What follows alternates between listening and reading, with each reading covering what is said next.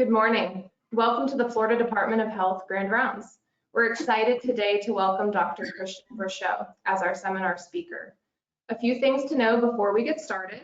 All phone lines are currently muted. Please enter your questions into the question box on your control panel. We will have time for question and answers at the end of the seminar today. For your convenience, the slides from today's presentation can be downloaded and are located on the Handouts tab on the control panel of your screen. For those of you who would like to receive nursing continuation credits, please fill out a survey that will pop up as soon as the webinar concludes today. Be sure to enter your correct license number. Today, we would like to welcome Dr. Christian Brichot.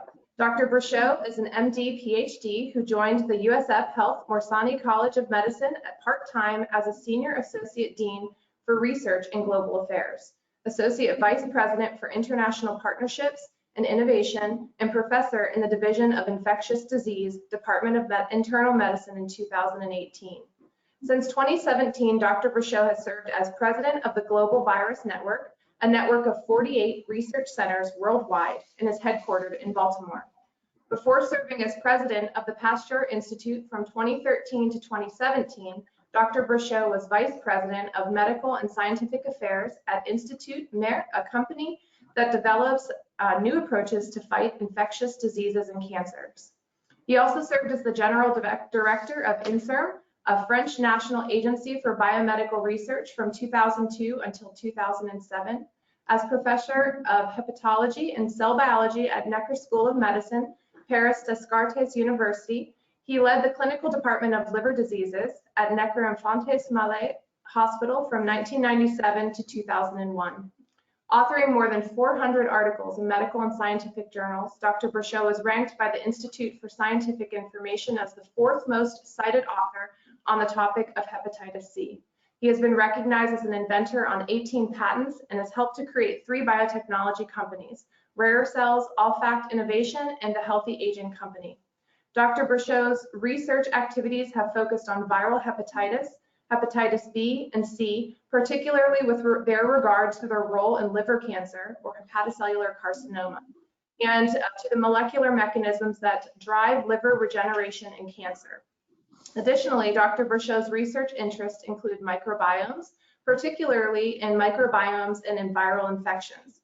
In this respect, he is the co-founder of the Microbiome Immunology and Infection Control in the USF Pandemic Response Research Network. This research hub focuses on enabling and connecting an interdisciplinary network of scientists at USF and globally. The hub's goals are to develop a precision therapy and interventions that target the human microbiome to maintain and restore human health against COVID-19 and future pandemics. Dr. Brichot is head of the USF initiative on microbiomes. Dr. Brichot has been a member of numerous scientific communities and societies and has received prestigious awards. Dr. Brichot, thank you for joining us today. Please proceed with your seminar. Well, thank you very much for the invitation, and thank you very much for the introduction. I very much appreciate. So yes, it's a pleasure to give this lecture, and what I really want to do is to present, I would say, on 3 fully related topics. I would say one, to start really from the COVID-19 pandemics, which obviously is not over, and to, I would say, take some lessons, because we all want also to prepare for the future. Second, to update on some points. Obviously, I cannot address all the important points regarding COVID-19, be diagnostic, therapies, and vaccine. And third, to take this opportunity, and this has been part of the introduction, to present the Global Virus Network, which is a very, I would say, flexible and simple network, but which really illustrates that we need new modes of organization, be for research, public health, medicine, to cope with these pandemics. So the next slide. So we all know that we have been facing over the past 20 years, actually, at least, a number of viral disease, and we used to tell emerging and re-emerging viral infections with obviously HIV, but then with Ebola, chikungunya, and so on. And obviously now we have COVID-19.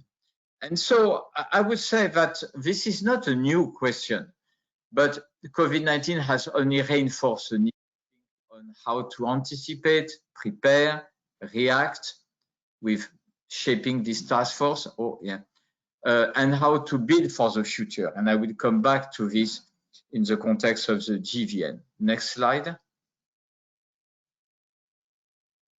So one of the questions when we think of the COVID-19 is why coronaviruses? And you see, it's SARS-CoV-2, as you know, is the 7th documented human coronavirus with the 4 common colds and 3 severe disease, SARS-CoV-1, MERS-CoV, and now SARS-CoV-2.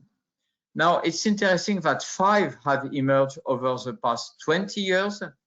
It is clear, although many things, and we know that this is a very sensitive and controversial issue as to the origin of these pandemics, but in any case, we know that bats are involved in the emergence of 5. And what the slide illustrates on the left is that for the hantaviruses, which is a completely different class of virus, we only see a sporadic host jumping.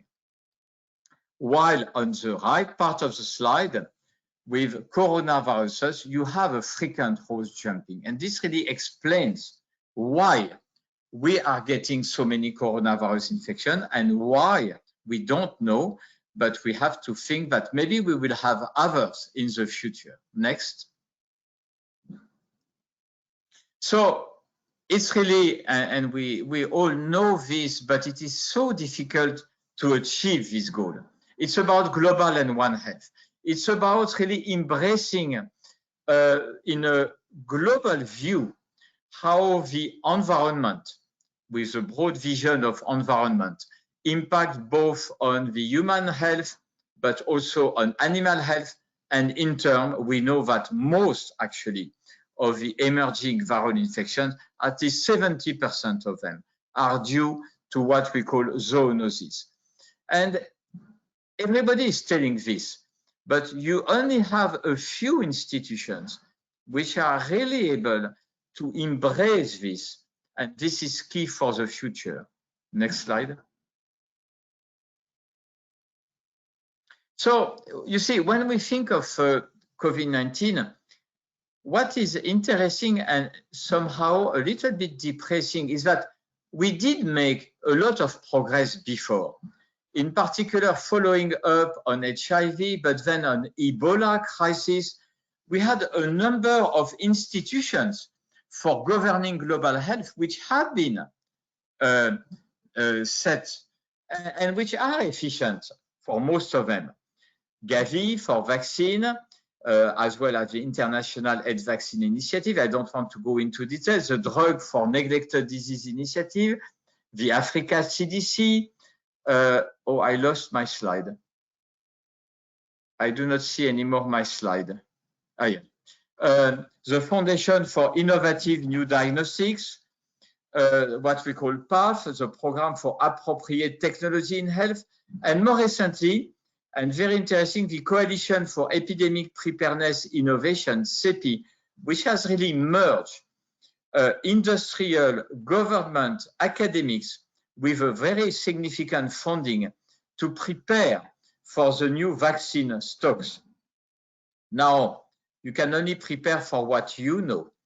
And obviously, they were not aware of the SARS-CoV-2. But because of this coalition, they have been able to react quickly and to support a number of vaccines which are being now produced and designed. Next slide. However, we were not enough prepared. And you see, COVID-19 is not a crisis. It's a new era because of the number of impact, and we all know this. We need multidisciplinary pandemic response networks. We need collaboration. we have proposed at the Global Virus Network what we call the Viral Pandemic Readiness Alliance, to really merge the many networks which are already existing. As I said, it's about global and One Health. It's about training. You see, be in my positions in France and now in the US and worldwide, it's incredible to see that we really fall short of virologists worldwide. And why is it the case? Because over the past 30 years, there has been a wrong appreciation that infectious disease were important, yes, but that the most important was so-called non-communicable disease, cancer, neurological disorders, which obviously are extremely important. But then there was a lack of focus on training this next generation of virologists, and also reliable channel for dissemination of scientific knowledge and information sharing. COVID-19 has only illustrated how many fake news and how many wrong information we may have. Next slide. So this just illustrates that, for example, WHO have created before COVID-19 such networks, so that's the so-called GOARN. So we do have some solid ground we can build on to improve in the future our capacity to react. Next slide. So this is an African proverb that I like and which is the basis actually of the Global Virus Network. Next slide. So the Global Virus Network has been created to react to what I have presented in 2011 by Bob Gallo, Billy Hall, and the late Reinhard Hall. It's a not-for-profit, non-profit global organization based in Baltimore, where the international headquarters are located. Now, the University of South Florida is one of the regional headquarters. Next slide. So it's really both simple, but very important actually, combining research, training and education, advocacy, and public education. You see, it's really to merge the best virologists worldwide in something which is not meant to replace the national and international research and public health agencies, not at all, but to really merge individual scientists who really work together to solve problems and to do that swiftly. Next slide. So this is based, I don't want to go into detail, but this is based on what we call centers of excellence, which are defined by their excellence and capacity in research. Next slide. And this is now, I believe, an impressive network, which, by the way, encompasses the international network of the Institut Pasteur and of the Fondation Mérieux. Now, actually, we have now 65 centers of excellence, and it is always expanding. The main point is to show that this is a science-driven network, which is really present all over the world. Next slide. And this slide, again, just illustrates that for all human viruses, we are working on all human viruses. You always find within these different centers, several of them who are the best experts. And so the GVN, it's about expertise. Expertise for national institutions, expertise for international institutions, expertise for industrial partners. Next slide. So we have annual meeting. You see it started in the US, then in Europe, then in Russia, in China, in Japan, in Australia, in France, Barcelona, and because of COVID-19, we had this year, obviously, as a virtual meeting. Next one. Now, these meetings are very important because they really merge and they give the capacity to these individuals to meet, to discuss, to shape new activities. And this is the last one we had this fall. Next slide. So now I want to take a few points which emerged from these meetings, and then to briefly, and I apologize in advance, I will skip some slides to be on time. But the first question is really, can we predict disease emergence?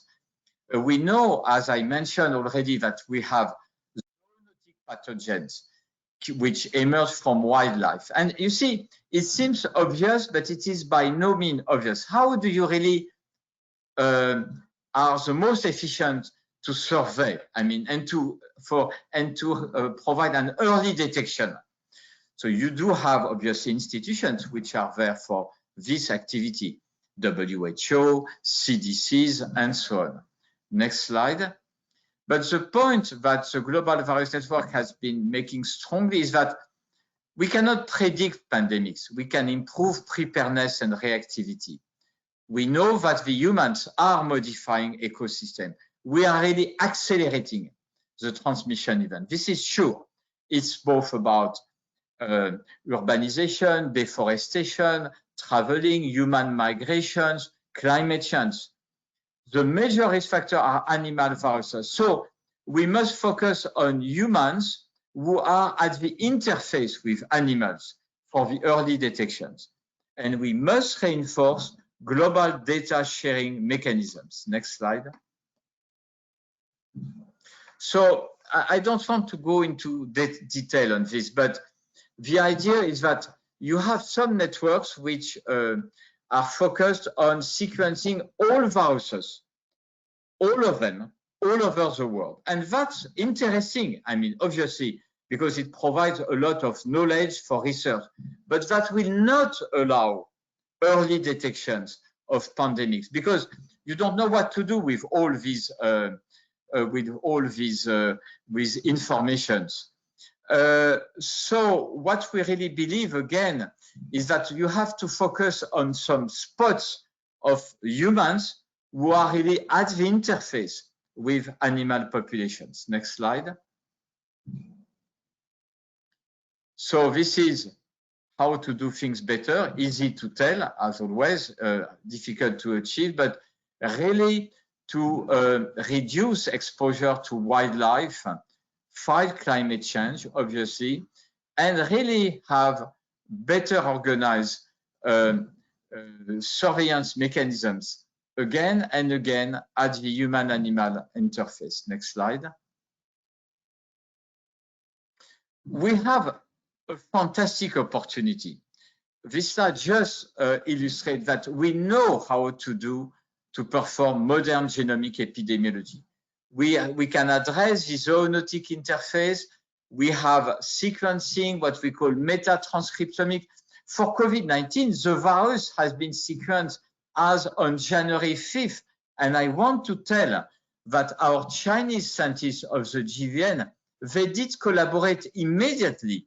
The difficulties with China have been political, but the scientists have immediately sent out the sequence, which was obtained immediately. So we have tools to detect the variants we detect, which are just extraordinary. The question is how to use it. Next slide. So now, when we speak of the virus, it's very interesting to see, and this is something which is only at the beginning, is how the host intervene into the severity and the sensitivity to these viral infections. Next slide.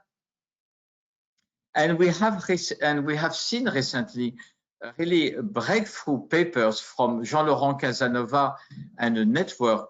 What they show in this paper in Science on the left is that in about 3.5% of the patients, where you do have inborn errors of type 1 interferon immunities. What I mean are genetic defects in the interferon response, which really are involved in the severity of COVID-19. And on the right part of the slide, at least 10% have antibodies, neutralizing autoantibodies, which impair type 1 interferon immunity. Now, this is only the tip of the iceberg. Many other studies are coming, and this is a field for the future which is very important to help predict those individuals who are at risk of severe COVID-19 or related infections. Next slide. It's a very interesting and provocative finding. They have identified here a long sequence of DNA, human DNA, which is associated with severe COVID-19. Actually, it comes from Neanderthals. And so these are the place where you see it, this association. And it's interesting because we know that Neanderthal was not really in Africa. And that's maybe one, certainly not the only one, of the explanations which account for the relatively low development of COVID-19 and severe COVID-19 in Africa. I'm not telling that this is the only explanation, not at all. Next slide. Next slide. Now I want to update on therapeutics. And again, I apologize because I'm moving fast, but I believe that it's interesting to see the new development. We will come to vaccine, obviously, this is a major point, but we should really understand that we will never cope with these pandemics or the future pandemics only by vaccine. It's only by having at the same time precautions, mask, physical distanciation and so on, diagnostics, I will come to this, therapeutics and vaccine that we can really succeed.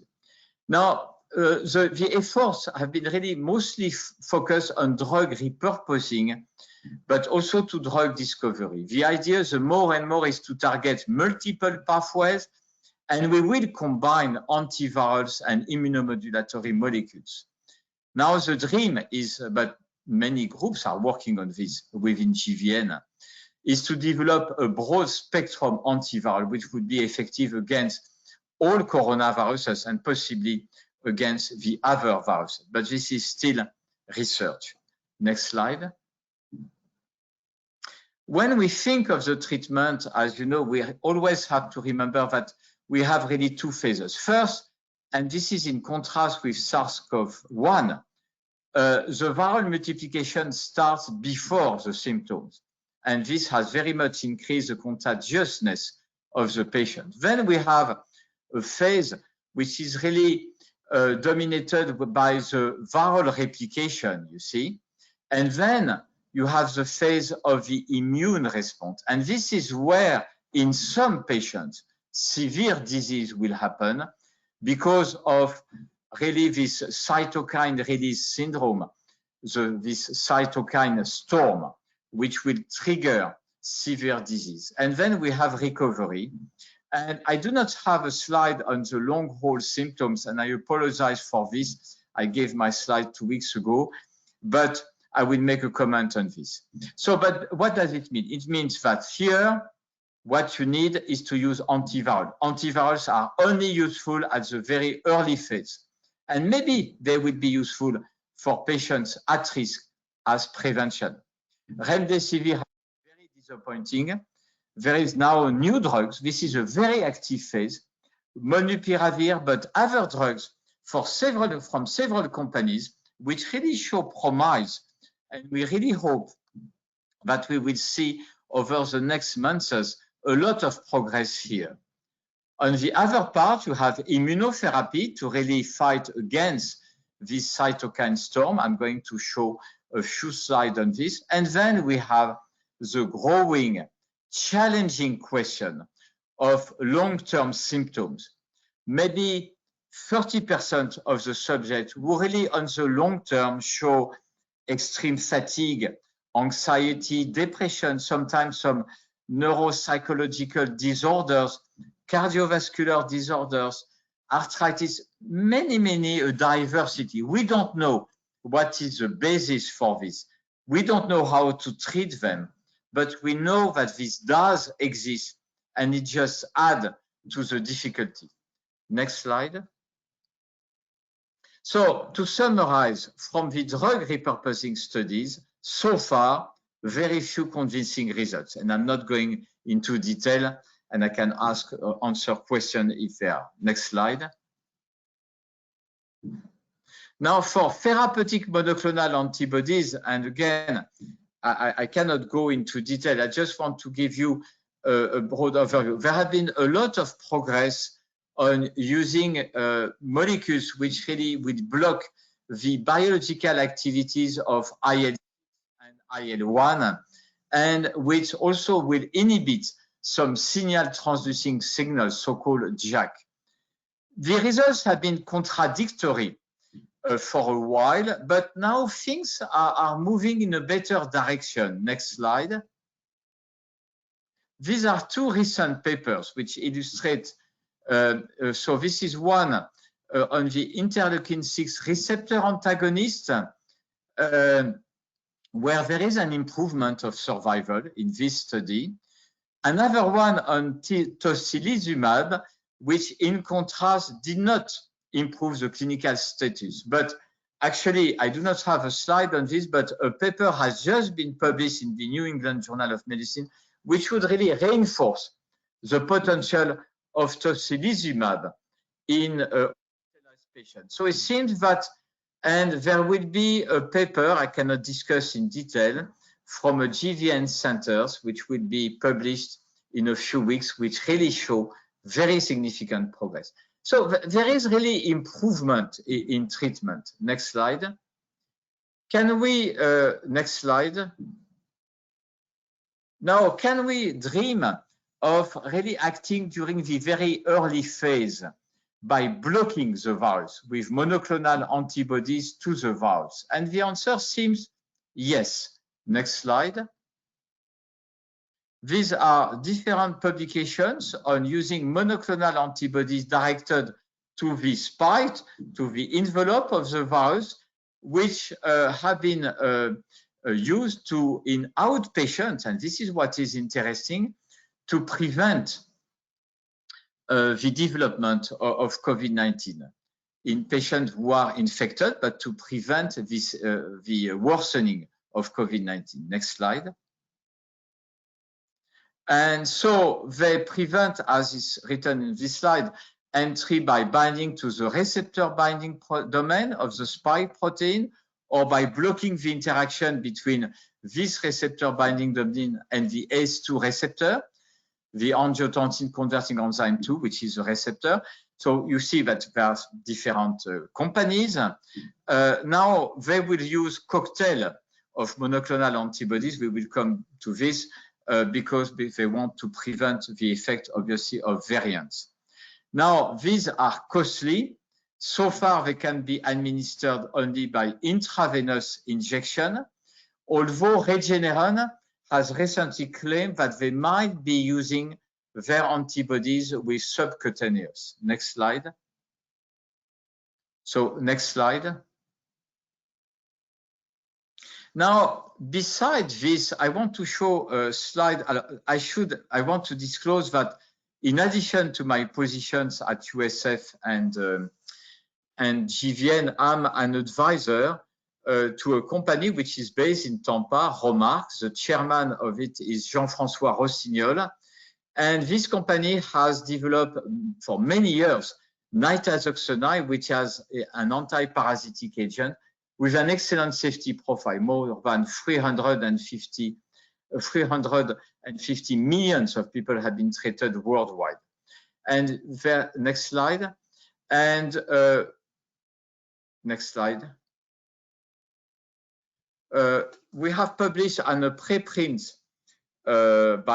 bioarchive first recent study which shows that early treatment with nitazoxanide can prevent worsening of mild and moderate COVID-19 and subsequent hospitalization.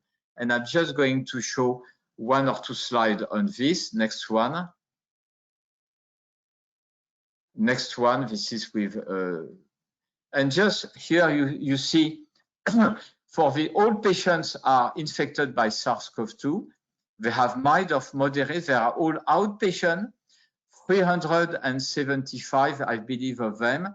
And you see that in those treated with NT300, which is a nitazoxanide, only one among 184 progressed to severe illness, as against to 7 out of 195. So we do appreciate that obviously this is the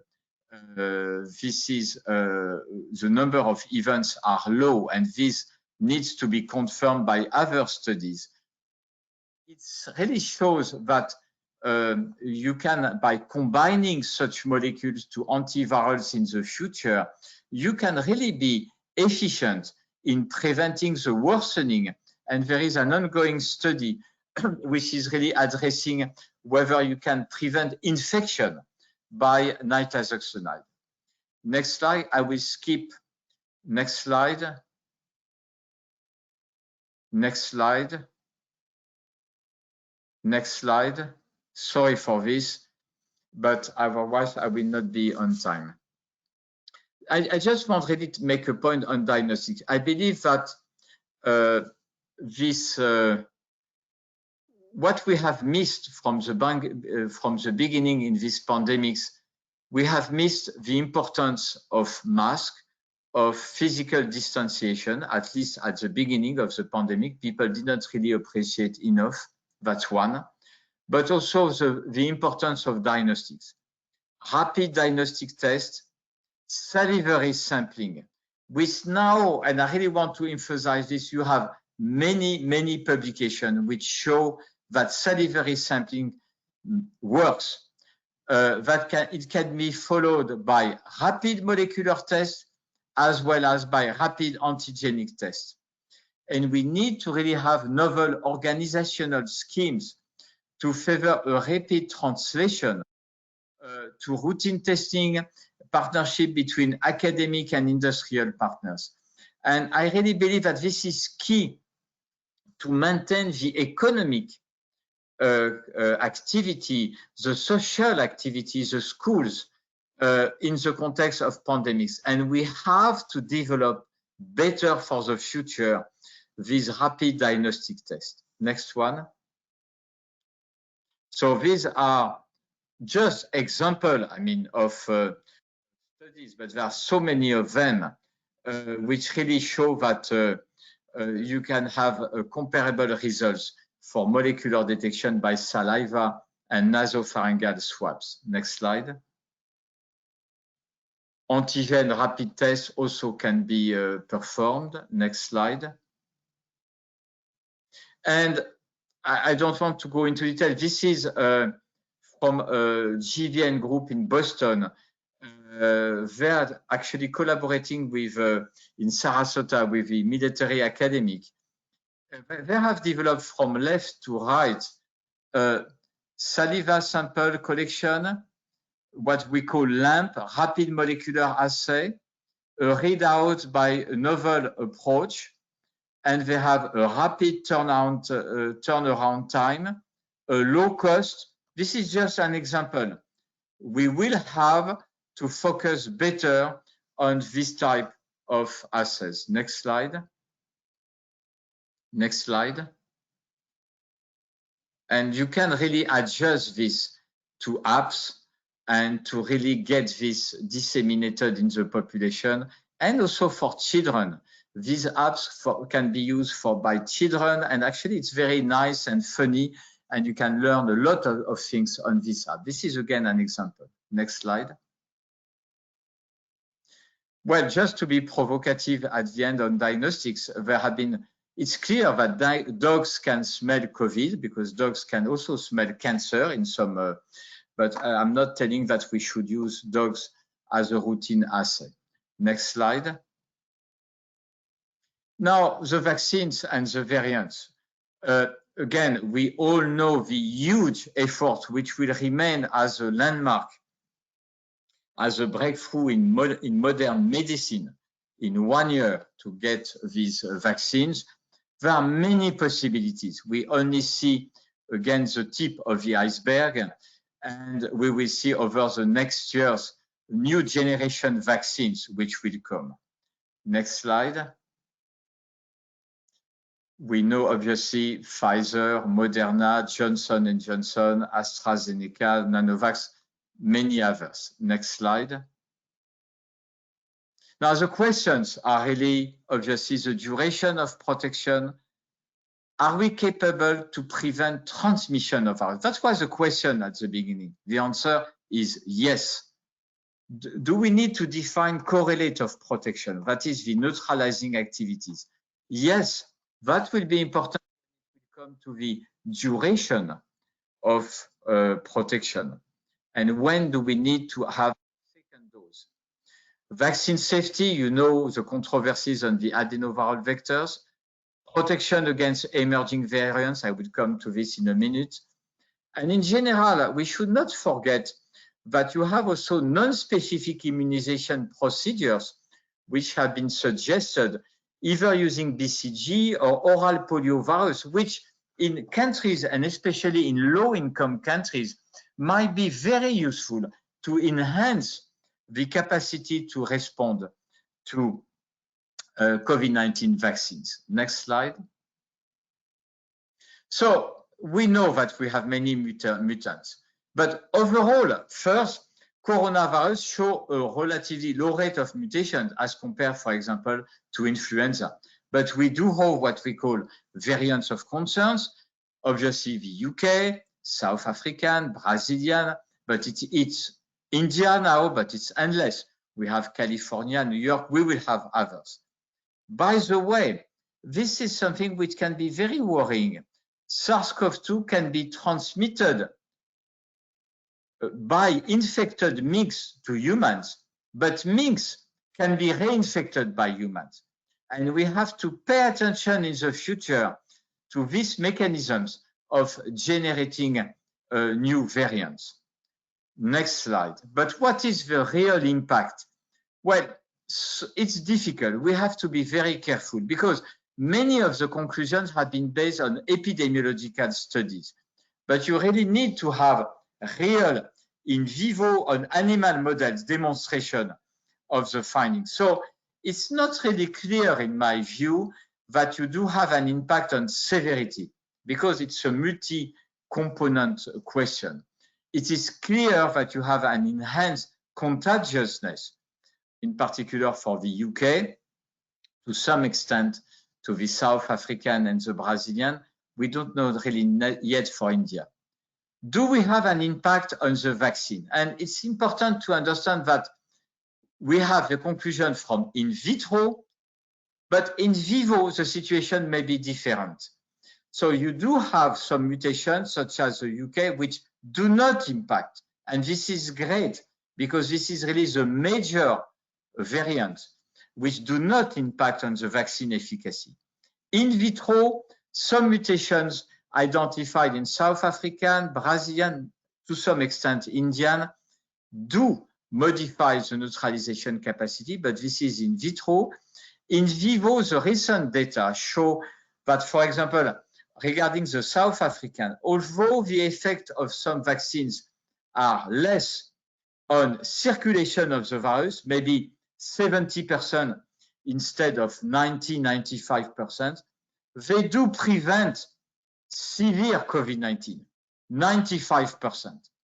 And what we want with a vaccine is to prevent, obviously, circulation, but also, and for sure, severe COVID-19. So overall, the results of the vaccines are extraordinary.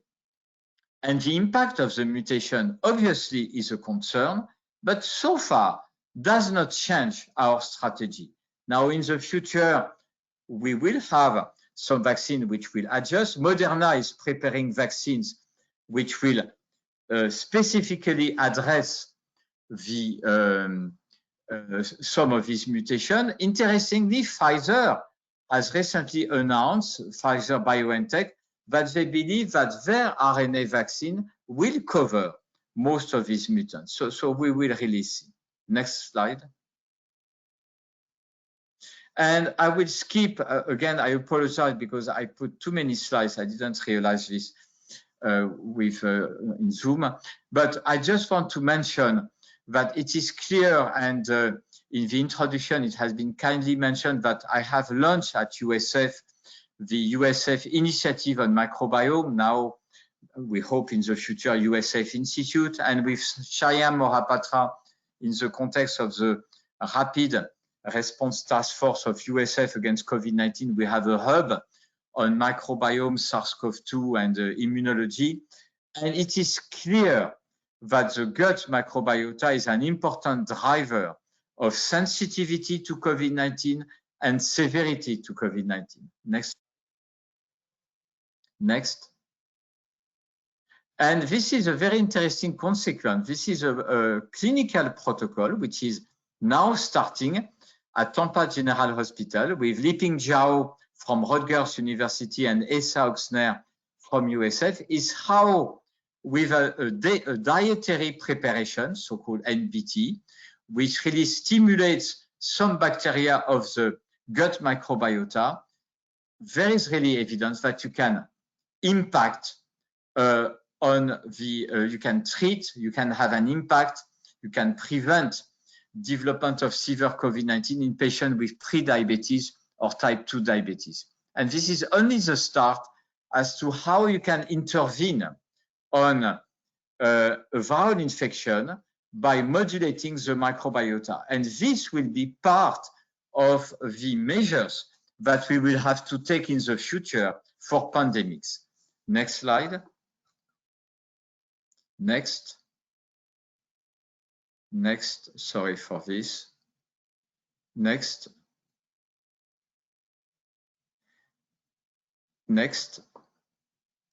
Yeah, I just want to show this slide. This is an initiative that we are developing that we call the USF Metropolitan Food Project. Is really how you move on the left to right from the soil microbiome to the quality of the food, and hence to the gut microbiota and health.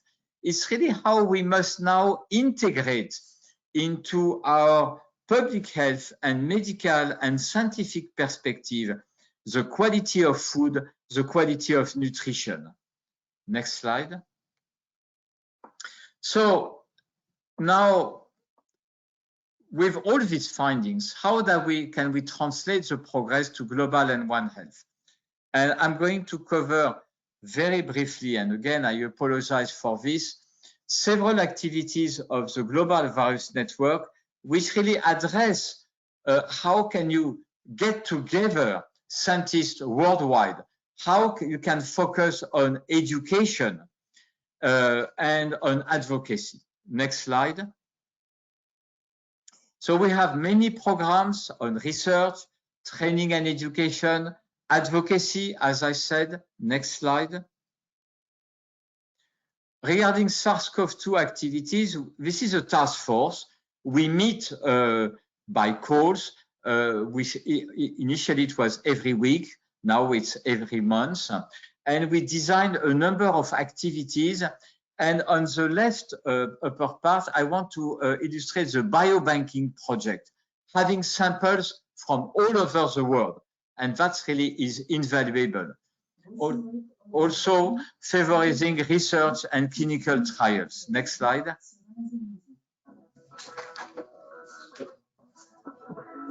Alexa, stop.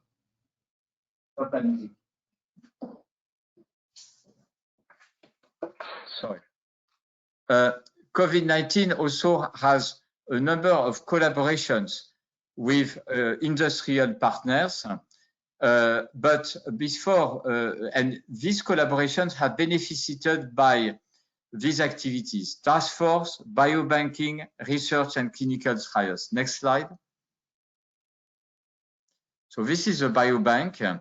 I really focus on this a lot because, and there I know, obviously at USF and on Tampa Bay, a number of activities on biobanking that will be key for the future, and to have also prospective studies. Next slide. Next one. Yeah. So as I mentioned, Global Virus Network, and from its inspection actually, have been always in a strong partnership with industry. And you can see a listing of several of several companies. Now, when you think of partnerships with industry, it's not only about getting a financial support, although this is important, but it's really to have the industrial partners be real partners, be involved in the strategy, in the design of the research program. And next slide, this is what we have done with several of our programs. One of them is shown here. We call this the GVN Academy program.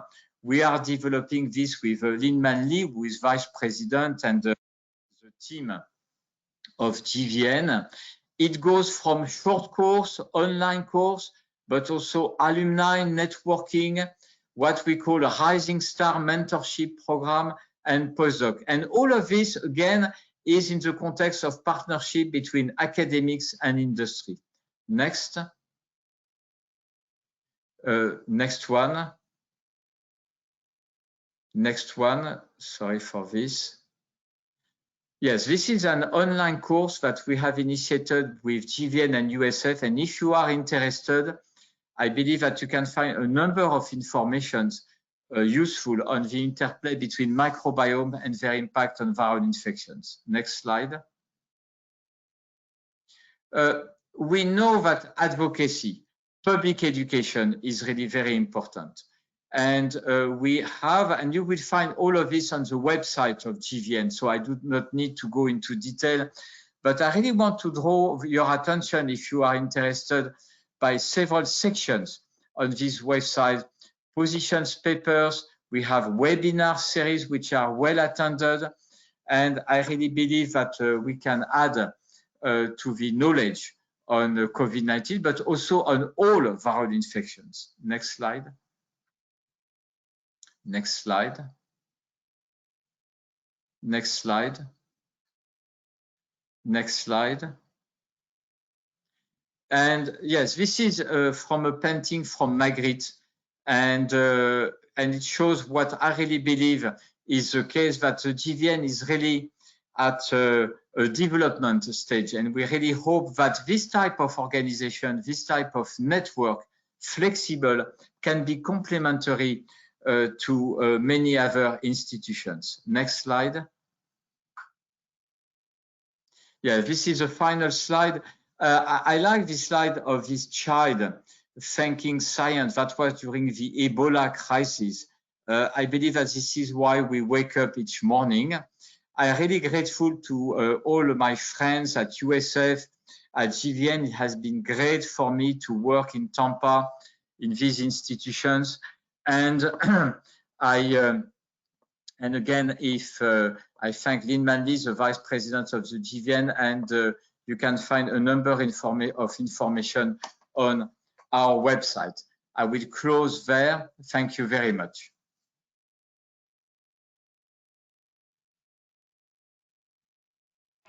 Thank you so much, Dr. Brichot, for that wonderful presentation. We'll now have our Q&A session and read the questions from our Q&A box on the webinar. If you have additional questions, feel free to ask them at this time. Our first question is the global virus network involved in vaccine distribution? And if not, could it be mobilized to assist a global effort? Well, that's an important question. The answer is no. You see, this is really a science-driven network which is more involved on clinical research, on basic research, transactional research. What we are active at in many countries is to provide expertise and advice, for example, to governments or institutions which are really seeking for information as to the efficacy between different vaccines, impact of variants, and so on. Okay, great, thank you. Our next question, some people say they are hesitant to get the RNA monoclonal vaccine because it was developed so fast. Can you comment on the research that has started with the SARS involving RNA monoclonal antibody response? Can we make the argument that the vaccine development has been in the process for the past 10 years or so? Well, all of these are important questions. I believe that this is really where the Global Virus Network has an important role to provide real information. You see, if I understand the question is about the I would say false information regarding the safety of the vaccines and so on. And you see, the RNA vaccine development, it has been initiated 20 years ago. It's more than 20 years. And there is absolutely no scientific evidence to substantiate any of the claims of the risk of RNA vaccine. They have claims about effect on fertility. There have been claims on even neurological disorder. When I was president of the Institut Pasteur, that was, for example, in 2015, we initiated a collaboration with Moderna on RNA vaccines. And people forget that at that time, there had been some phase 1 studies for Zika. So it's not something which came, you see, suddenly 1 year ago. There have been a lot of work on this vaccine. So the simple answer is there is no solid ground for all these claims. And we have to convince people and to convince. Yes, thank you for that. Another question is regarding the biobank project. Are you also collecting samples from animals that may contribute to future spillovers? Good point. Not directly. We are interacting with other networks which are collecting samples from animals. We are not doing this ourselves. Okay. And then also related to the biobank, are you actively seeking donors for the biobank? And if so, where would one go to contribute? So in Tampa, the Global Virus Network is not working on the biobank, but there is a biobanking organized by, for example, Dr. Kemi Kim, but I'm sure that other investigators, and they are working hard to get, and so connection can be, and it can be obviously transfer the contacts. I mean, if some people are interested. The Global Virus Network is really organizing the biobanking in countries like Africa, in continents like Africa, South America, Caribbean areas, Southeast Asia, you see, and these geographic areas, and Europe, sorry. Yeah. Okay, great. And I have one last question. Can what we have learned because of COVID-19 facilitate treatments for other diseases, such as Alzheimer's disease or MS, for example? Well, that's also a very interesting question, because some people would even advocate for the opposite. For example, some people sometimes tell me, okay, but because everything is focused on COVID-19, you are forgetting about the other disease, and we will have a slowdown of the research on the other disease. I do not believe that this will be the case. I believe that the knowledge that we are getting on this viral infection actually will be very useful for a number of diseases. You see, how the cell react to SARS-CoV-2 infection, what is the basis of the long haulers, all of this will have consequence for research on neurological disease and also on cancer. And also I can see that the research on the other fields of research, they have not slowed down so much because of COVID-19. I'm actually relatively optimistic on this for the future. Fantastic. Well, thank you so much. And this concludes our Spring Florida Department of Health Grand Rounds seminar series. I want to make an announcement that our fall series will begin September 14th. In September is Childhood Cancer Awareness Month. We will be hearing from Dr. Tamara Westmoreland of Nemours Children's Hospital. We will also be hosting a special summer seminar series focused on the department COVID-19 efforts from this past year. Please be sure to look at the Florida Department of Health Grand Rounds website for upcoming seminar registration links and announcements. A special thank you to our presenter today, Dr. Brichot. Thank you so much for joining us. And thank everyone else for attending. Have a great day and a healthy and safe summer. Thank you. Thank you so much.